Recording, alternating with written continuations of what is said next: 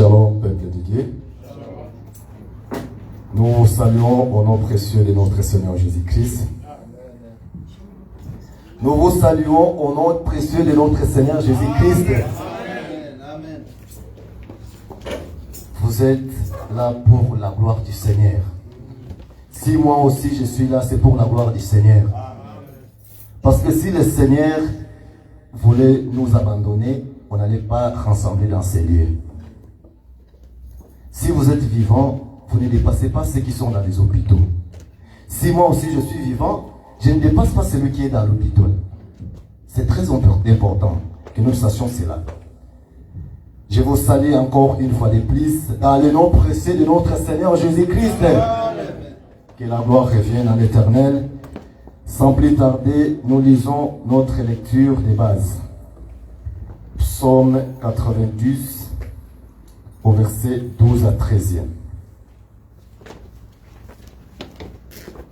Le psaume 90, verset 12. 12 à 13.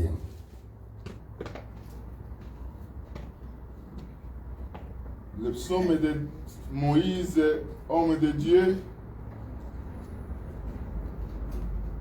dans son verset 12 et 13, au nom du Seigneur Jésus-Christ. Amen.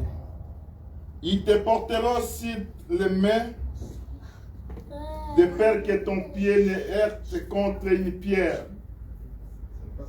Ce n'est pas ça. C'est 90, ok. 90, verset 12 à 13. Nous lisons le psaume 90, verset 12 à 13, au nom du Seigneur Jésus-Christ. Ouais. Enseigne-nous à bien compter nos jours, afin que nous appliquions notre cœur à la sagesse. Reviens, Éternel, jusqu'à quand ayez pitié de tes serviteurs. C'est ça là. Nous augmentons encore l'écriture qu'on avait eue d'autres fois pour précieux la lumière, c'est Genèse 4, Genèse chapitre 1, verset 3e à 4e. Genèse chapitre 1er, verset 2. 3e à 4e. Verset 3 à 4. Dieu dit que la lumière soit et la lumière fit. Dieu vit que la lumière était bonne et Dieu sépara la lumière d'avec le ténèbre. Dieu appela la lumière jour et il appela les ténèbres nuit. Ainsi il y eut un soir et il y eut un matin. Ce fut le premier jour. La parole du Seigneur. Fermons nos yeux, nous allons prier. Dieu des esprits des saints, Dieu des créateurs de ce qui se voit et ce qui ne se voit pas, toi qui sondes les cœurs et les reins, toi qui nous rassures les chemins du salut, nous-mêmes incapables de rendre le peuple à la captif de ta parole, mais toi, le Dieu créateur, toi qui connais les blessures de tout un chacun, le cœur de tout un chacun, c'est toi qui les sondes. Tu connais nos faiblesses, ô tendre Père. Tu connais les ténèbres qui nous entourent. Car notre thème, Seigneur, c'est de chasser les ténèbres afin que toi, la lumière, tu assuses dans le cœur de tout et chacun de nous. Éclaire-nous dans ce verset. Tous ces versets qu'on vient de lire, Seigneur, ce sont les pensées que tu as cachées, Seigneur. Il est écrit, la gloire de Dieu, c'est de cacher les choses. La gloire du roi, c'est de les sonder. Toi, le véritable roi qui sonde afin de nous montrer, Seigneur, ton chemin, sonde tes écritures et sonde aussi nos cœurs, afin de nous rendre purs devant tout ce peuple de ce monde, et qui nous appelle la lumière pour nous présenter devant tout ce monde.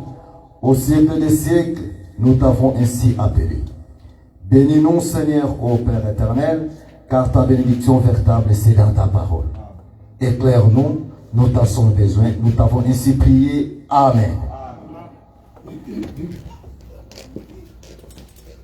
Nous avons dit que notre thème, c'est enseigne-nous à bien compter nos jours, afin que nous appliquions nos cœurs à la sagesse. C'est ça notre grand thème que nous allons partager pendant tout ce temps. C'est la prière de l'homme de Dieu, des prophètes puissants en Israël. En d'autres termes, les prophètes supérieurs que tous les prophètes ont répété. Lui qui avait toutes les natures, il était Dieu. On a dit qu'il était prophète, il était roi en Israël. Moïse, c'est lui qui a écrit cette prière. Dans sa prière, Moïse voulait que son cœur soit impliqué à la sagesse, pardon. Donc, si le cœur de Moïse entra dans la sagesse, là, Moïse se sent à l'aise. Et la prière de Moïse était que enseigne-nous à bien compter nos jours. Nous avons dit que à bien compter, c'est-à-dire celui qui cherche à bien compter, il sait compter, mais il ne sait pas compter bien. Nous avons dit que le frère Moïse, comme étant prophète, il voyait les choses que personne ne peut voir. Dieu l'a montré les choses mystérieuses, les choses qui étaient manifestées avant que le monde soit Moïse à vie. Avant que Dieu commence à créer la terre, le ciel, Moïse a vu cela. Dieu l'a montré que Moïse, voilà comment j'ai commencé à créer le ciel et la terre. Voilà comment j'ai formé les choses, comment j'ai formé les montagnes. Moïse a vu tout cela. Voilà pourquoi il a écrit ces 5 livres. Ce sont des choses que l'Éternel lui a montrées, ce qui était avant lui, ce qui est manifesté avec lui-même, et après sa mort, il a donné cette portion à Josué. Mais Moïse voulait savoir à bien compter ses jours sur la terre. Nous avons exhorté la fois passée pour retourner un peu en arrière pour les bien-aimés qui viennent aujourd'hui, parce que c'est tout un thème qui est édifiant pour nous éclairer d'abord à savoir quel est l'état de nos âmes. Parce que nous ne pouvons pas dire que nous sommes des bien-aimés dans le Seigneur si nous venons seulement sous ces toits, mais nous serons les bien-aimés dans le Seigneur pour espérer à être dans les salis, pour avoir la vie éternelle, pour être sauvés, pour attendre l'éternité, si nous savons à bien compter nos jours sur la terre. Voilà le but de notre thème. Parce que nous venons ici, non pour venir seulement le dimanche, on n'a pas un lieu pour aller, mais il faut aller à l'église. Non, à l'église nous venons parce qu'il y a un but, il y a un lieu que nous devons atteindre. Mais pour atteindre là-bas, pour aller au salut, pour trouver les salut, il faut les chercher. Parce que le Seigneur a dit, cherchez premièrement la vie. Cherchez premièrement ce qui est important. Le plus important, c'est le salut. C'est ce que nous venons de chercher ici. Parce qu'il n'a pas étalé la vie partout. Il a caché. Et le proverbe dit, la gloire de Dieu, c'est de cacher les choses. La gloire du roi, c'est de sonder. Quand le roi sonde, il ne sonde pas seulement pour lui, mais le roi sonde, c'est pour donner la sagesse à tout un peuple que Dieu a choisi depuis l'éternité. Moi, je te rassure que le peuple que Dieu a choisi depuis l'éternité, c'est toi et moi. Parce que Dieu ne te cache pas quelque chose dans sa parole. Et la vie aussi se cache dans la parole. Si la parole est bien interprétée, l'homme sera sauvé. Mais si la parole est mal interprétée, mal expliquée, il n'y a pas aussi le salut. Il n'y a pas aussi la vie. L'homme ne peut jamais impliquer son cœur dans la sagesse. En d'autres termes, nous disons, l'homme ne peut impliquer son cœur dans la sagesse si Dieu ne lui a pas enseigné. Donc, le bien-aimé qui est avec vous, ce n'est pas lui qui t'enseigne. Il est simplement une vase. Il peut sortir aujourd'hui et tu le vois aussi, il tombe dans les péchés. Et là, nous allons comprendre que non, Dieu lui a utilisé seulement pour un temps, parce qu'il y avait un bien-aimé qui devait être sauvé. Mais, nous avons dit la fois passée que il faut veiller sur toi et veille aussi sur ton bien-aimé. Nous avons donné l'écriture de Hébreux chapitre 10, verset 24. Nous avons dit que là, l'écriture dit veillez sur les uns et les autres afin de vous exciter à la charité et aux bonnes œuvres. C'est-à-dire, pour que moi je pratique les bonnes œuvres, pour que toi tu pratiques les bonnes œuvres, il faut que moi je veille sur toi, toi tu veilles sur moi. En veillant sur moi, j'aurai aussi peur de commettre les actes pernicieux à la parole. Donc, c'est-à-dire, si un frère veille sur moi, frère, ça ce n'est pas bon. Ça, ce que tu fais, ce n'est pas la parole de Dieu. Il faut que je sois erré. Il faut que je me réjouisse avec ces frères-là. C'est un bon bien-aimé. Car aujourd'hui, dans le monde, les véritables bien-aimés, c'est celui qui te disent que non, tout ce que tu fais c'est bon, tu es merveilleux. Moi je dis, si tu me dis que frère, ce que tu fais c'est de l'orgueil, je m'humilie parce que je suis appelé à être sauvé. Même si dans l'enseignement, ceux qui ont vu la lumière avant moi, s'ils me disent que bien-aimé, ça ce que tu dis, ce n'est pas bien. Voilà, la lumière est ici. Je dois m'incliner et savoir qu'est-ce qui se trouve là où on me montre. C'est très important. C'est ça la nature d'un enfant de Dieu, d'un serviteur qui devrait être pour sauver sa vie, premièrement, et il sauvera aussi ceux qui lui écoutent. Donc, avant que moi, je te sauve, il faut que je veille sur moi-même et sur mon enseignement.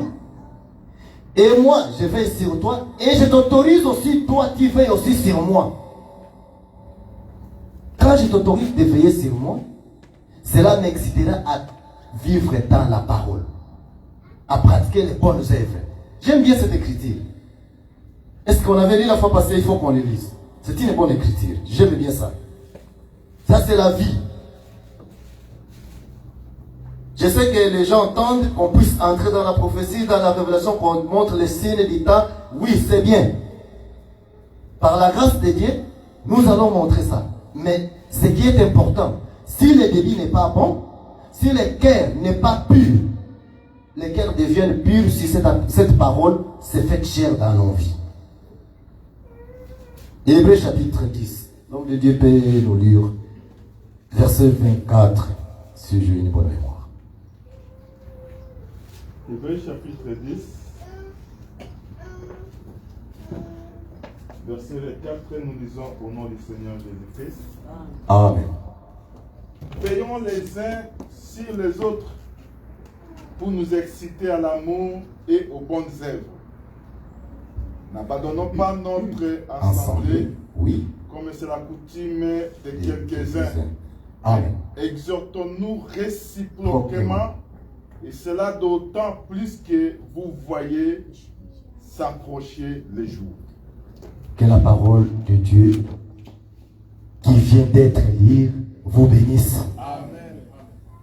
Donc, aucun frère, aucun homme de Dieu peut dire que si le frère veille sur lui, qu'ils disent que non, moi je suis un homme de Dieu. Non, moi, comme ton frère, je te dis, je ne serai plus sauvé comme prédicateur.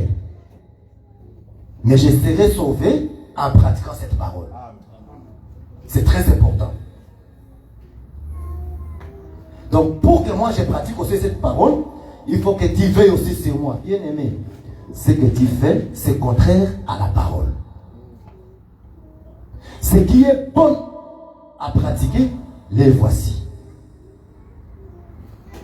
Cela m'excitera moi à pratiquer l'amour et les bonnes œuvres. Dans la version, ils ont utilisé le mot l'amour. À moi ici, la charité et aux bonnes œuvres. Ce sont les mêmes choses. Ne t'inquiète pas des mots. C'est-à-dire quoi? Si nous voulons que l'homme veille sur lui, et veille sur son frère, c'est parce que le monde est mauvais, le monde est méchant. Le monde est tellement méchant. La terre avance avec leur nature. Ils avancent, ils montrent leur nature qu'elle est merveilleuse. Mais nous, ce qui nous rend merveilleux, c'est la parole de Dieu. Si nous tenons à pratiquer la parole de Dieu, cela nous rend merveilleux. C'est très important. Sinon, nous serons semblables à ceux du monde. Pour ne pas être semblables au peuple du monde, il faut que nous veillions sur les uns et les autres. Veillez sur moi, moi je veille sur toi. Je voulais seulement t'exhorter sur ça, afin que tu tiennes compte de ta vie. Et de ton bien-aimé aussi. Et nous allons aussi prier aussi pour les uns les autres à chaque temps. C'est très important. Le diable ne veut pas voir que tu marches dans la parole. Le diable veut voir, il veut te faire montrer que non, le frère là c'est un pécheur. Hein? Lui il fait ça. Et toi aussi. Il faut faire. Mais non. Nous attendons ce qui est plus important. L'argent est lié à cette chair. La nourriture est liée à cette chair. Mais la chair et le sang, la Bible dit, n'hériteront point les royaumes des cieux. Ceux qui hériteront les royaumes des cieux, c'est ceux qui ont eu les fils en eux. Voilà pourquoi nous voulons que, il faut que tu sois éclairé. Il faut que la parole soit bien expliquée, afin que nous soyons sauvés. Nous avons lu l'écriture de Psaume 90, au verset 12 à 13. La Bible dit que le prophète Moïse, quand il priait, il a vu que non, sa vie, ou son intelligence, ou son cœur n'est pas impliqué dans la sagesse. Mais pour qu'il soit à l'aise, il faut que son cœur soit impliqué dans la sagesse. Il a prié qu'on l'enseigne comment enseigner, comment compter les jours, mais Dieu ne l'a pas montré comment compter les jours. Il a vu les jours de loin, il a salué. Même Abraham, le jour est venu auprès de lui, mais il n'a pas compris que celui-ci, c'est lui les jours.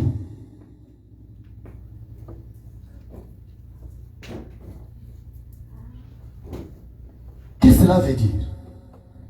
Nous avons dit que les jours, c'est la séparation du ténèbre avec la lumière. Quand Dieu a séparé les ténèbres avec la lumière, il appelait les ténèbres nuit. Il nomma aussi la lumière jour. C'est-à-dire, en d'autres termes, lumière égale à jour, jour égale à lumière.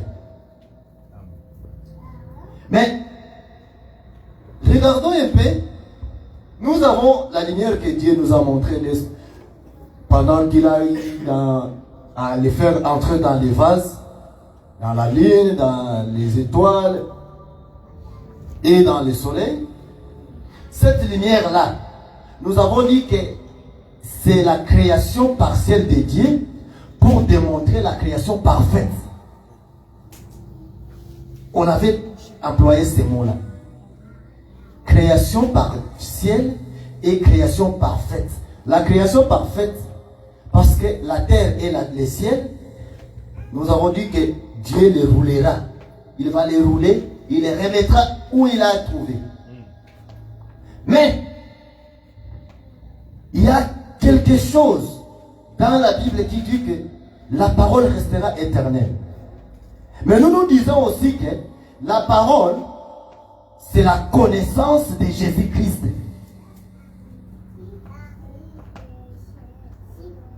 Nous avons commenté une autre écriture pour montrer où se trouvait la lumière, l'explication véritable de la lumière,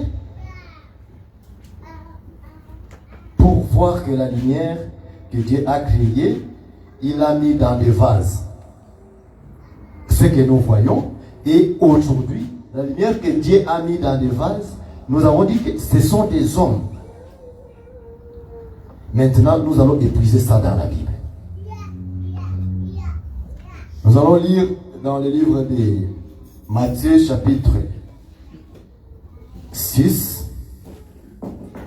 On prend le verset 14, si j'ai une bonne mémoire. Matthieu chapitre 6. Au verset 14e. Nous lisons le livre l'Évangile selon Matthieu chapitre 6, le verset 14.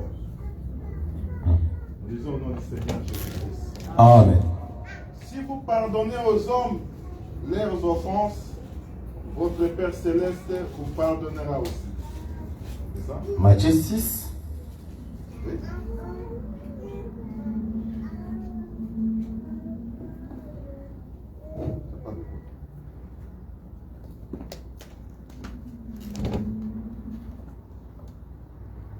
Donc au verset du 7, 18, 19. 18, 19. Afin de ne pas montrer aux hommes que tu gênes, Oui. mais à ton Père qui est dans le ciel. Je vais commencer par le verset 17. Mais quand tu gênes, parfume ta tête et lave ton visage. Oui. Afin de ne pas montrer aux hommes que tu gênes, mais à ton Père qui est dans les lieux secrets. Oui. Et ton Père qui voit dans les secrets te les rendra. Oui. 19. Ne vous amusez pas des trésors de la terre. Ne vous amassez pas des trésors sur la terre où la teigne et la rouille détruisent, et où les voleurs percent et dérobent. Mais amassez-vous des trésors dans le ciel, où la teigne et la rouille ne détruisent point, et où les voleurs ne percent ni ne les dérobent. Sautez verset 21. Je prends le verset 21. Car là où est ton trésor, là aussi sera ton cœur. Oui. L'œil est la lampe du corps. Si ton œil est en bon état, tout ton corps sera éclairé. Amen. Prenons encore 2 Corinthiens chapitre 4.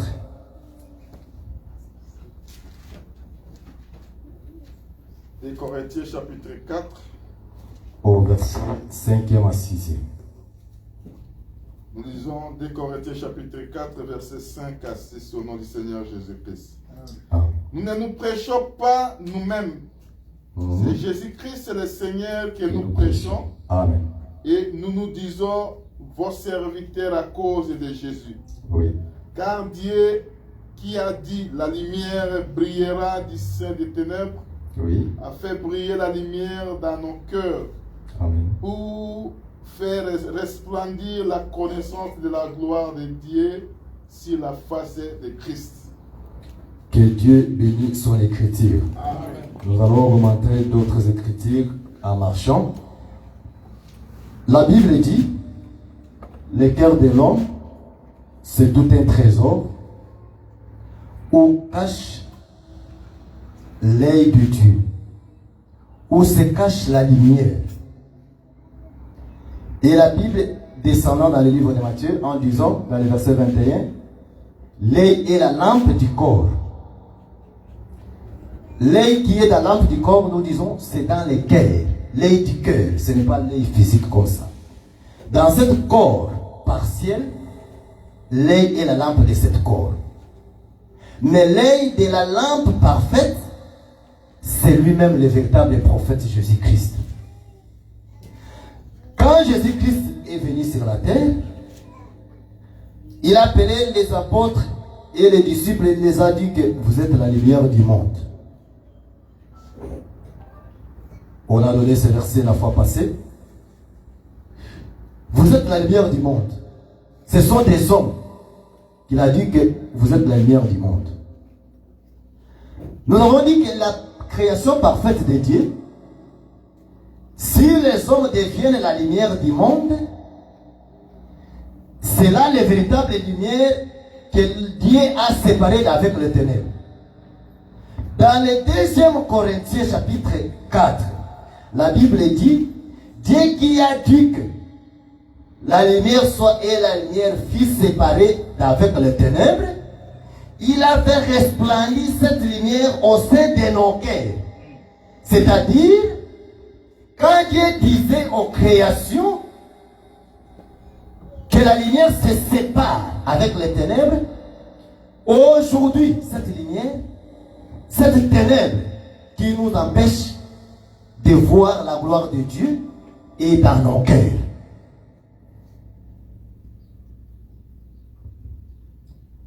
Donc les ténèbres, en d'autres termes, ils s'assisent dans les cœurs des hommes.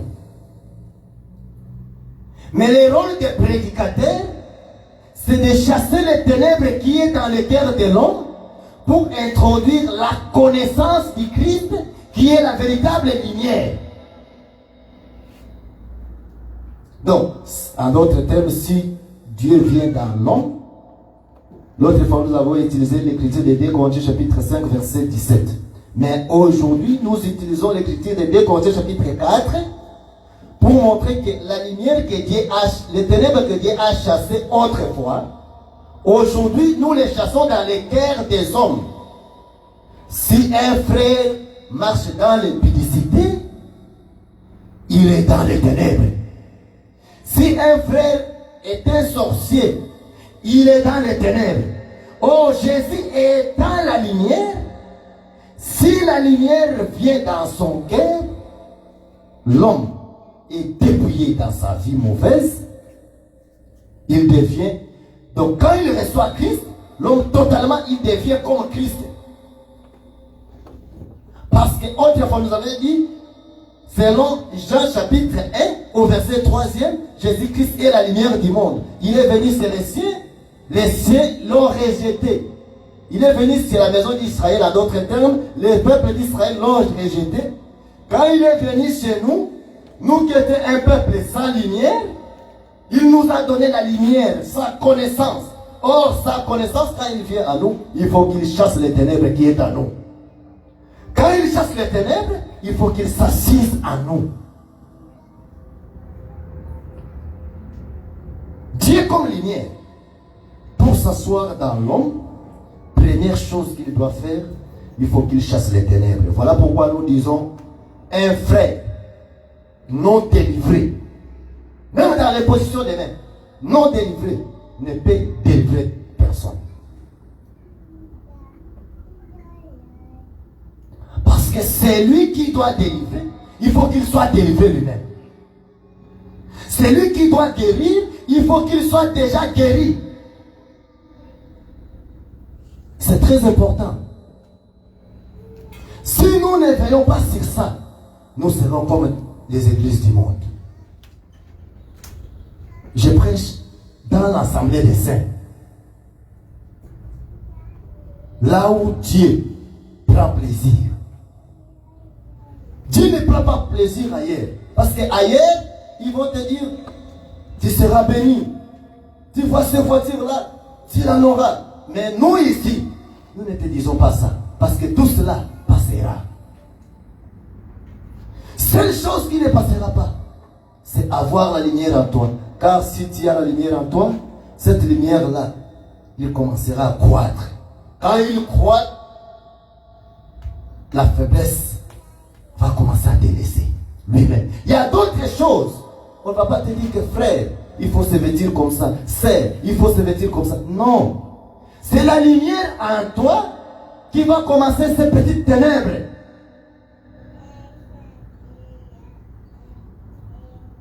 Voilà pourquoi nous disons que compter les jours, il faut d'abord les jours entre toi. C'est lui qui enseigne à bien compter tes jours. Sinon, tu vas commencer à compter comme le monde. lundi, mardi, mercredi, nous nous disons que compter les jours, c'est chasser les ténèbres qui est le péché dans nos vies. Si nous chassons les ténèbres qui est dans nos vies, c'est par là que nous serons appelés les enfants du jour. Ah, le frère Paul avait raison. Frère Paul a dit, vous n'avez pas à vous juger à ce qui concerne l'avenir du Seigneur. À ce qui concerne le jour du Seigneur. Car vous êtes l'enfant du jour. Donc, un enfant du jour, c'est celui qui est déjà dans la connaissance, dans la lumière, dans la sagesse infiniment variée de Dieu. Or, dans la sagesse infiniment variée de Dieu, nous voyons que notre vie est cachée dans les lieux célestes. Ça, c'est ce qui nous empêche à vivre notre vie parfaite. C'est la chair qui nous empêche à voir la gloire qui est à nous. Mais nous voyons que ces frères-là ont cette gloire. Cette sœur-là a la gloire du Seigneur en lui. Je sais que ça serait comme un parabole pour les autres, mais pour vous, ce n'est pas un parabole. Ce n'est pas une énigme. Parce que nous avons Christ. Et cette Christ, c'est celle qui est transmise. Quand nous les transmettons, il est capable de délivrer dans les esprits impies qui animent l'homme à commettre les actes du péché. Si réellement Christ entre dans l'homme, l'homme quand il est devant le péché, il tremble. Il y a un esprit qui le sauve. Où va-t-il? Si tu ne descends pas comme ça devant le péché, c'est-à-dire celui qui règne en toi, c'est les ténèbres.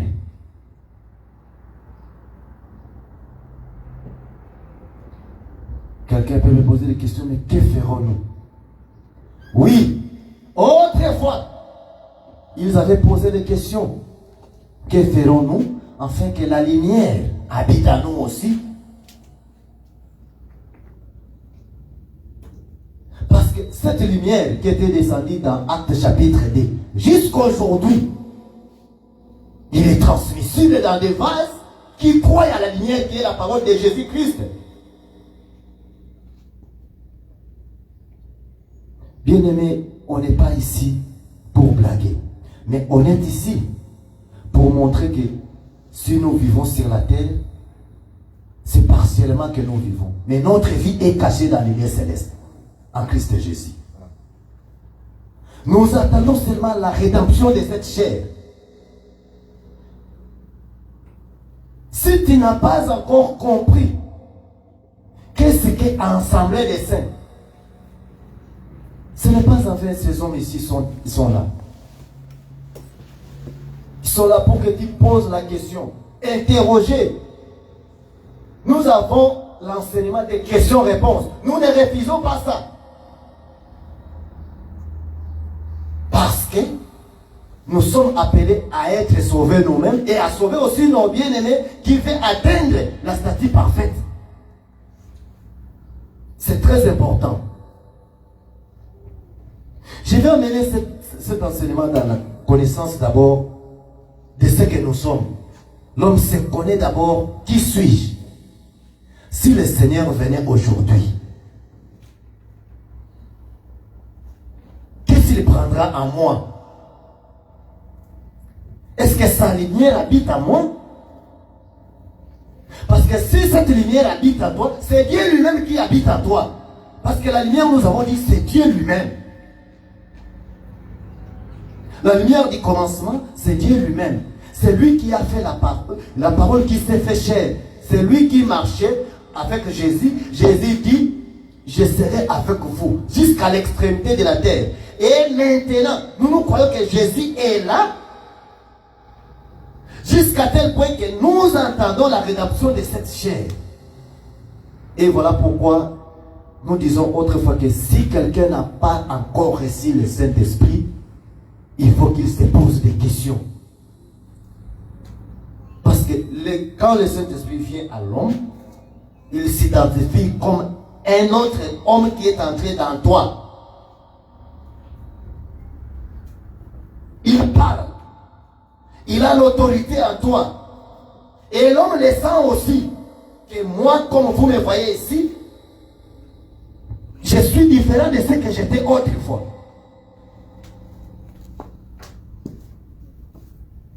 L'homme se sent capable quand le Saint-Esprit descend à lui. Mais bien aimé, crier ici, chanter, danser, prêcher, c'est bon.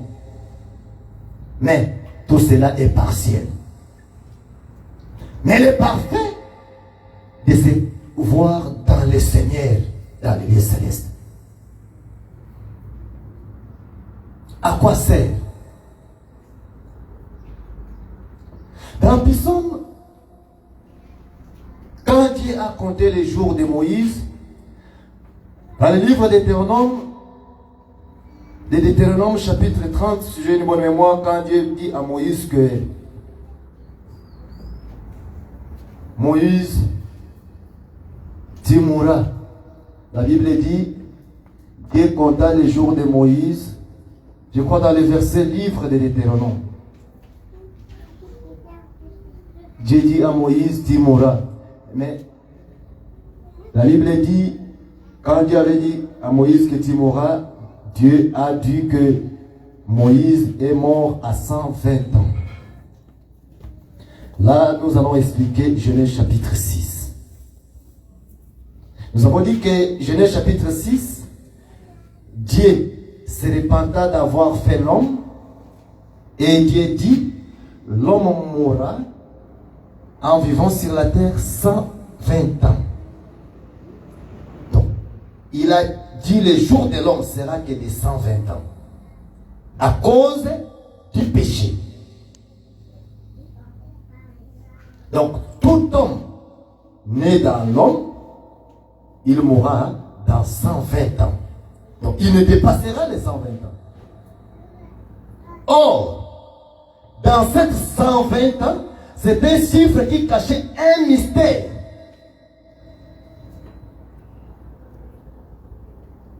Comme c'était Dieu qui s'est repenti, il a dit ces paroles, que non, les jours de l'homme est compté sur la terre dans 120 ans. Dans Genèse chapitre 6, là où je suis. Et nous avons vu qu'un homme qui avait la nature de Dieu, qui est mort dans 120 ans, qui s'appelle Moïse. Si tu lises la Bible, tu verras que l'homme qui est mort dans 120 ans, c'est celui qui avait posé les questions. Qui avait posé les questions à Dieu que enseigne-moi à bien compter mes jours. Mais Dieu ne l'a pas enseigné. Il a déjà enseigné. Il a montré tout. Parce que c'est Moïse qui a écrit Genèse chapitre 6. Dieu lui a montré les choses qui étaient avant lui. Que non, quand j'ai vu les hommes en train de faire les péchés, de commettre les péchés, moi, Dieu, j'ai décidé que le jour de l'homme sera limité de 120 ans. Moïse savait cette écriture. Mais en regardant cette écriture, Dieu compta les jours de Moïse. Cela veut dire, comme Moïse avait posé les questions, Dieu pour les répondre, il ne doit pas répondre à Moïse lui-même, il doit nous répondre nous. Parce que la vie des prophètes autrefois, c'était un enseignement pour nous aujourd'hui. Comment la vie des prophètes est un enseignement pour nous? Car Moïse cherchait à compter ses jours sur la terre. Dieu a compté les jours de Moïse. Dieu a pris Moïse. À ne pas oublier qu'en d'autres termes, nous disons que Moïse n'est pas encore mort. Parce que le peuple d'Israël, il fait le deuil de Moïse sans avoir vu son cadavre. Donc Moïse est encore vivant, mais son peuple sont en train de faire les funérailles de Moïse. Donc, faisant les funérailles de Moïse, ils n'ont pas vu les cadavres. Ils n'ont pas vu le corps de Moïse. Sauf un prophète jude, un prophète de notre temps, et les apôtres qui ont vu Moïse. Moi, je me pose des questions. Qui a montré à Pierre que celui-ci c'est Moïse dans la transfiguration? Parce que quand Moïse était sur la terre, Pierre n'était pas là.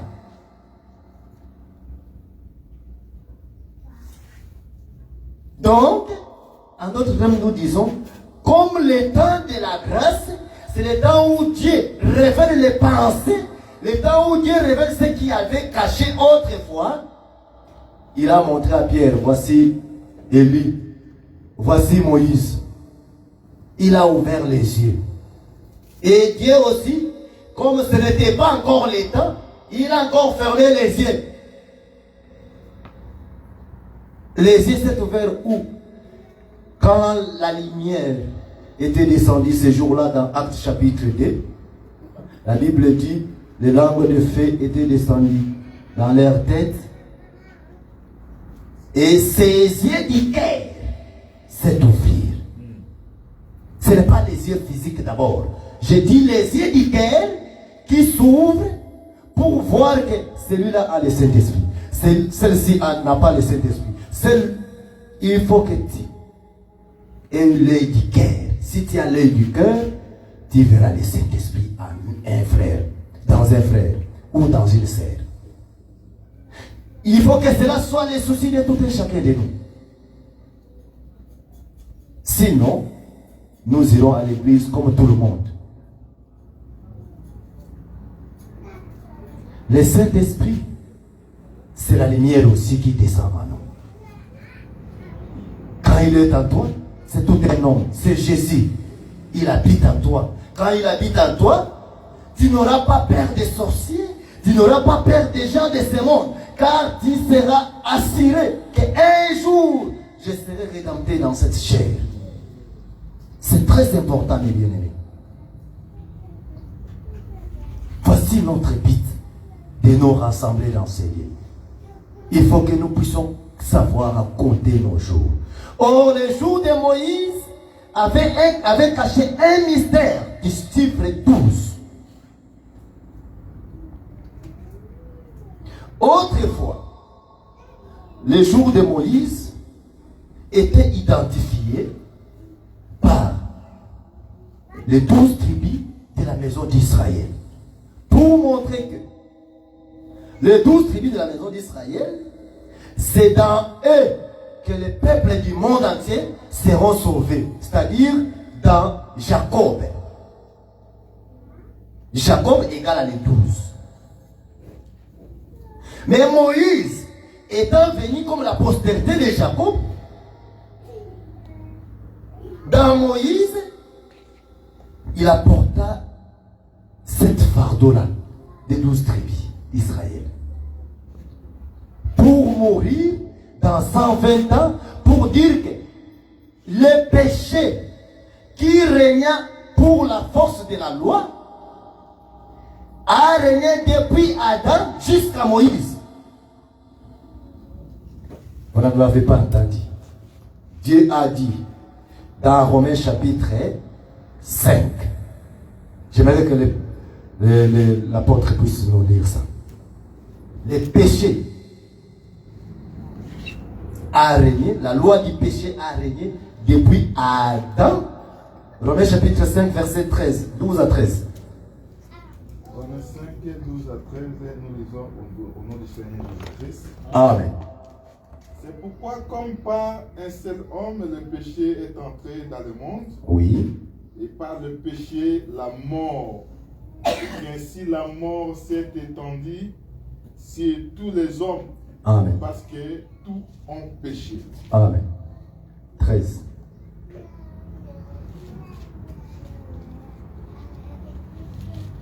Verset 13.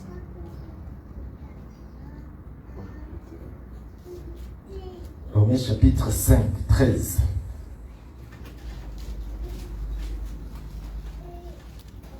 Je continue la lecture. Oui. Verset 13. Car jusqu'à la loi, Oui. le péché était dans le monde. Amen. Or, le péché n'est pas épité, car il n'y a point La loi. de loi. Oui. Cependant, la mort a régné depuis Adam jusqu'à Moïse, même si ceux qui n'avaient pas péché par une transgression semblable à celle d'Adam, lequel est la figure de celui qui devait venir. Amen. J'aimerais que vous limitez là-bas. Romains dit ceci. La loi du péché a régné depuis Adam jusqu'à Moïse. Même ceux qui n'avaient pas commis des mêmes péchés étaient semblables à cette contamination de la loi. La loi du péché. Or, quand on dit la loi, on voit qu'un seul homme, Moïse. Parce que c'est Moïse qui a donné la loi. La Bible dit, la loi est venue avec Moïse, mais la grâce est venue avec Christ. Donc, la loi du péché, qui identifiait les chiffres 120, est venue avec Moïse, mais quand on aille plus loin, cette écriture identifie aussi Adam. La loi du péché a régné depuis Adam jusqu'à Moïse. Cela veut dire, tous ceux qui vivaient les temps de la loi dominait sur eux. Or, la Bible dit, c'est la loi qui donnait la force au péché. Paul dit, je vivais sans la loi, je ne connaissais rien de péché. Quand la loi est venue, et maintenant je suis condamné de la loi du péché. Mais, gloire soit rendue au Seigneur, parce que, par sa grâce de l'œuvre de la croix, et nous sommes sauvés. Si la grâce est grâce, cela n'est pas imputé aux œuvres.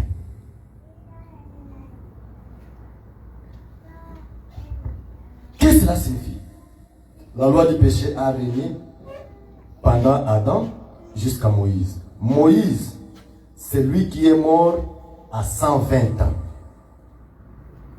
But de la loi, c'était qu'on cherche à compter. Or, pour compter, nous avons dit, c'est séparer les jours avec un autre jour. Ce qui sépare les jours avec un autre jour, c'est-à-dire, au milieu du jour et un autre jour, il faut les ténèbres interviennent. Pour que nous devenions mardi ou lundi, il faut qu'au milieu qu'il y ait les ténèbres. Or, nous avons dit que les ténèbres, c'est la domination du péché.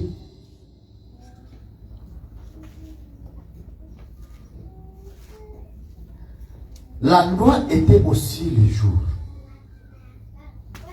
Était la connaissance. Mais dans la connaissance de la loi, il y avait la connaissance du bien et du mal aussi. Il y avait les bonnes choses à pratiquer aussi, même aujourd'hui. Mais il a fallu qu'on sépare la loi avec la faiblesse qui est les péchés. Je descends. Il faut qu'on sépare l'homme qui était condamné dans les péchés d'Adam avec les actes qu'il manifeste. Je descends plus bas. L'homme, c'est en lui habite corporellement les péchés. La faiblesse habite dans ce corps. Et Dieu fait que dans ce corps où habitent les péchés, il faut qu'il fasse resplendir sa lumière, sa connaissance, afin de chasser les péchés. Quand il chassera les péchés, et l'homme commencera à conduire l'homme. Dieu commencera à conduire l'homme, et l'homme commencera à crier que maintenant ce n'est pas moi qui vis, c'est la lumière qui vit en moi. Dans un autre langage, ce n'est pas moi qui vis, c'est Christ qui vit en moi. Parce que c'est Christ qui est la lumière qu'on est en train de prêcher. Un frère qui marchait dans le péché, une sœur qui marchait dans le péché, quand il écoute ceci, c'est douloureux dans le cœur. Mais le Dieu qui bande les plaies,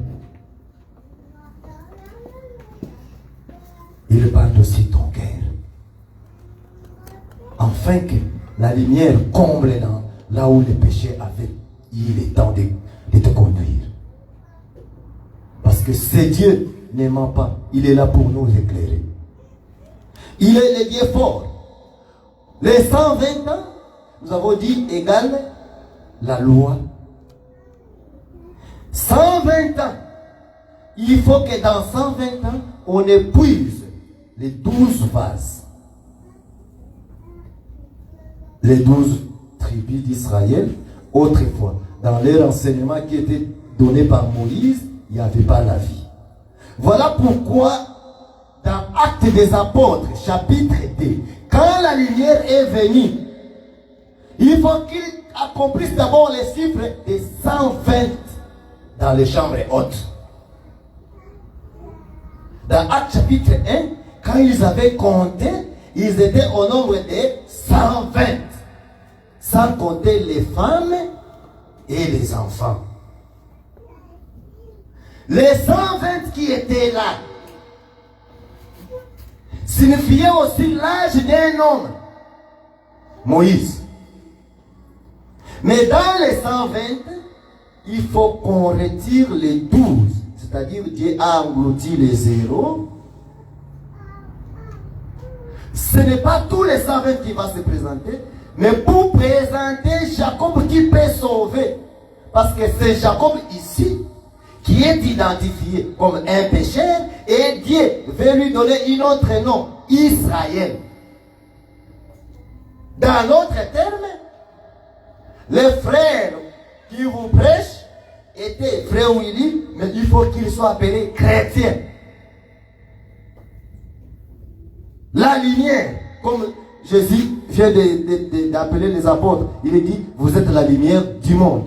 C'est-à-dire, quand la lumière quitte le monde tout entier devient ténèbres. C'est que si nous serons enlevés, le jour de l'enlèvement de l'Église qui est la lumière du monde, le monde tout entier sera ténébré.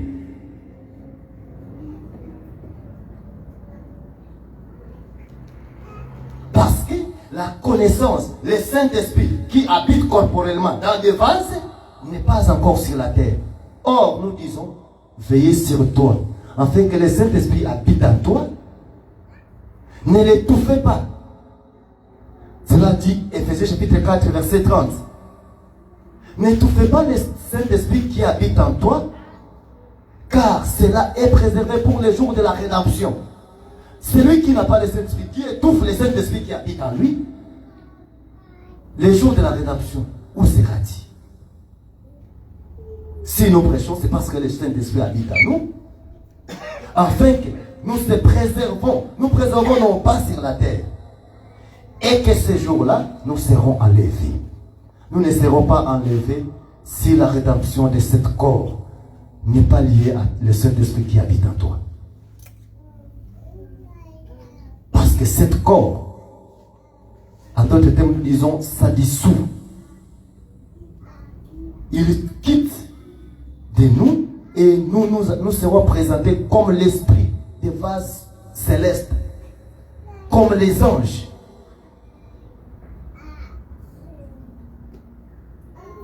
Bien-aimés frères, bien-aimés sœurs, dans les chiffres 12, c'est là où Jésus appelle la lumière du monde. Or, le chiffre 12, c'est l'enseignement de la croix, de la mort et la résurrection. Parce que le but de l'enseignement de la croix, c'est de faire sortir l'homme dans les ténèbres. En d'autres termes, Jésus est mort pour amener captifs nos péchés et nous rendre purs. Que le Seigneur vous bénisse. Souvenez-vous de ces jours. Que dit le Seigneur? Est-ce que nous avons bien compris cette parole? Est-ce que pratiquerons-nous les péchés parce que nous sommes dans la grâce? Loin de là, frère. Loin de là. La grâce est trompeuse. L'on prend la Bible pour démontrer aux hommes qu'il est saint. Mais il y a la connaissance aussi diabolique dans la Bible qui ne peut introduire la lumière du Seigneur pour que l'homme retourne dans la pensée de l'éternité. Attention. L'enlèvement est vrai. Si cela n'était pas vrai, le Seigneur ne pouvait pas mort et ressusciter. L'enlèvement est vrai et le cire est certain. Je ne sais pas quels sont les songes que vous ayez. Dans mes prières, j'ai prié, Seigneur, montre-moi. Et il y a des choses que je vois et mystérieux. Est-ce que pries-tu aussi un jour que, Seigneur, montre-moi, où serais-je ce jour-là? As-tu déjà prié sur ça? Ou tu pries seulement qu'on te donne une bonne voiture, de bonne nourriture, et que Dieu te préserve dans les accidents? Ceux qui veillent sur ça, ils veillent en vain. Il faut que veiller, le Seigneur te montre. Parce que tu seras dans la joie, même si qu'on te frappe, même si qu'on te fait quelque chose de mal, tu seras dans la joie quand le Seigneur te montre que voilà là où tu iras. C'est très important. Les apôtres, ils ont décidé de s'abandonner, de dire que même si vous me tuez, ce n'est pas du blague affronter les rois de ce monde, comme les affrontaient autrefois les apôtres. Ce n'est pas du blague. Ils savaient que ces gens vont nous tuer. Ils ont accepté ça parce qu'ils savaient que la gloire à venir est trop grande. À quoi sert d'être abandonné dans les péchés, dans les choses du monde? Car cette gloire qui vient, si je les rate, que serai-je? C'est très important, mes bien-aimés. Veillons sur nous-mêmes. Que cette connaissance de la parole nous excite à pratiquer les bonnes œuvres, à pratiquer la charité. La charité que nous disons, ce n'est pas la nourriture. La charité que nous disons, c'est de dire à ton frère que ça c'est un péché. Ne pratique pas, parce que tu es de nôtre. Chez nous là-bas, nous serons comme les anges. L'ange ne pêche pas.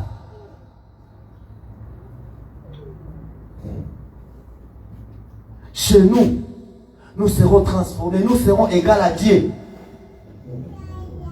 But de notre enseignement, sanctifie les pères, afin qu'ils deviennent comme toi-même. Devenir comme Dieu. Quelle gloire! Devenir comme Dieu. Quelle gloire! Devenir corps esprit.